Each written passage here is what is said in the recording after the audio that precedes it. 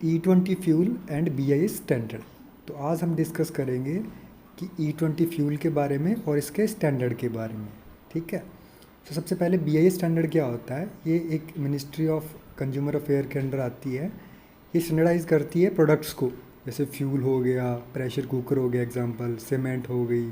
ठीक है, ये जो अभी कंज्यूमर प्रोडक्ट यूज़ करता है। अब हम बात करते हैं फ्यूल के स्टैंडर्ड के E20 के बारे में। तो ये क्या करता है कि क्या क्या फ्यूल के अंदर प्रॉपर्टी होनी चाहिए E20 के अंदर। ठीक है, कौन से मेथड्स हमें यूज़ करने चाहिए फॉर रिफाइनरी, जो कि आपकी इंडस्ट्री है उसके लिए।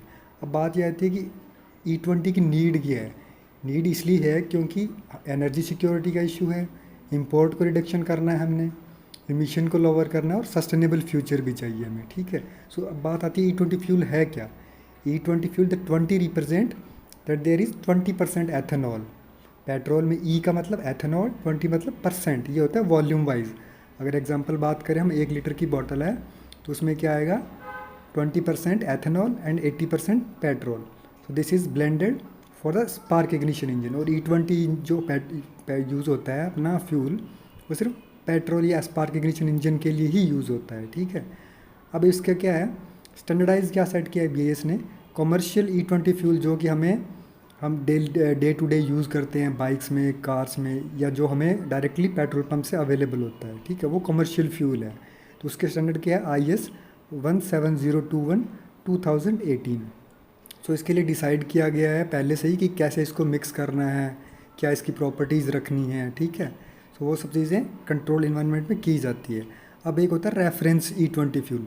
रेफरेंस E20 फ्यूल जो है वो सेल के लिए नहीं होता, वो कस्टमर के लिए नहीं होता, वो होता है इंडस्ट्री के लिए। फॉर एन एग्जांपल, जो ऑटो मेकर्स है, ऑटोमोबाइल कंपनीज है, उनके लिए वो होता है कि आप इस फ्यूल को यूज़ करो, टेस्ट करो कि इंजन कैसी परफॉर्मेंस दे रहा है, कैसा इमिशन आ रहा है।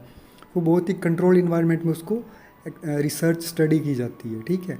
देन उसके बाद जो है हमें कमर्शियल E20 फ्यूल मिलता है। सो ये ऐसा क्यों किया जाता है, ये किया जाता है कि ताकि यूनिफॉर्म क्वालिटी रहे, एक्यूरेट टेस्टिंग हो, इमिशन कम हो, सेफ्टी रिलायबिलिटी हो। और BIS इंश्योर करती है कि कंज्यूमर प्रोटेक्शन एंड सर्टिफिकेट और इंडस्ट्री के लिए सर्टिफिकेट एज कंप्लायंस हो। अब इसमें देखते हैं कि हम एथेनॉल की पेट्रोल में ऐड करने की ज़रूरत क्या है। Why ethanol is added to petrol. So ये क्या करता है, reduce dependency on fossil fuels, यानी कि कम्प्लीटली पेट्रोल पे डिपेंडेंसी को कम करेगा, हमारी एनर्जी सिक्योरिटी को कम करेगा। और ये क्या करता है, इसमें क्या एथेनॉल है तो इट मीन्स ये क्या करेगा, जो इमिशन है उसको लोअर करेगा, मोनोऑक्साइड, हाइड्रोकार्बन, पार्टिकुलेट मैटर। ठीक है। और इससे ये रिन्यूएबल है एंड सस्टेनेबल है। Better octane number and combustion, ये क्लीनर फ्यूल है, इसमें ऑक्टेन नंबर ज़्यादा होता है, हाई क्वालिटी का। So which is good for the engine's performance and it is oxygenated, so it will provide better combustion also. इसमें challenges क्या है कि इसमें एनर्जी कंटेंट कम रहता है एज़ कम्पेयर टू पेट्रोल के। एथेनॉल में एनर्जी कम होती है। एनर्जी मीन्स एग्जांपल, हम 1 लीटर फ्यूल को बर्न करेंगे तो कितना अमाउंट ऑफ एनर्जी मिलेगी, क्योंकि इंजन जो सारे हीट से ही चलते हैं। So as compare to petrol, ethanol में एनर्जी कंटेंट कम होता है। इसकी हायर वॉलेटिलिटी रहती है, मटेरियल के साथ कंपैटिबल है कि नहीं है। ठीक है। फेज़ सेपरेशन, क्योंकि मिक्स करेंगे तो फेज़ का सेपरेट रहेगा, क्योंकि एथेनॉल और पेट्रोल की दोनों की डेंसिटी अलग अलग है। सो वो भी एक चैलेंज है। और इसलिए इसको BIS जो है strict quality control and standard को फिक्स करता है। अब बात आती है कि why reference fuel is necessary.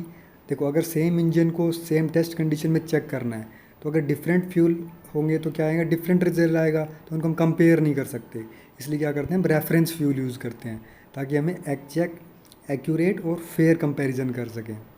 अब BIS स्टैंडर्ड E20 के लिए क्यों है, क्योंकि ये हमें यूनिफॉर्म क्वालिटी एंड कंसिस्टेंटली है नेशन वाइड, हर पेट्रोल पंप पे सेम स्टैंडर्ड के फ्यूल मिलेंगे हमें E20। ठीक है। ये सपोर्ट करता है एक्यूरेट टेस्टिंग को, रिसर्च एंड सर्टिफिकेशन, जो कि रेफरेंस फ्यूल इंडस्ट्री को प्रोवाइड किया जाता है। ये क्या करता है, इंजन की परफॉर्मेंस एंड ड्यूरेबिलिटी को बढ़ाता है, क्योंकि इसमें हाई ऑक्टेन नंबर होता है एज़ कम्पेयर टू 100% पेट्रोल। ठीक है। ये इमिशन को कम करता है, जो पॉल्यूशन है उसको, एंड क्लीन एनवायरनमेंट को प्रमोट करता है। और ये reliability in handling and use.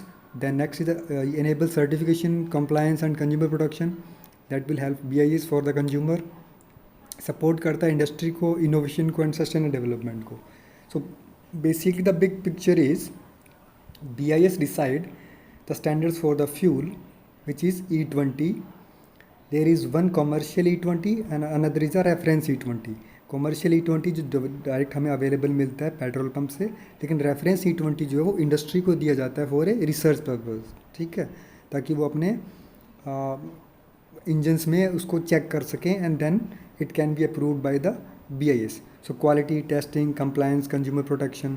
सो ये ऑटोमेटिकली ये this is a big picture that it is beneficial for the India and the environment.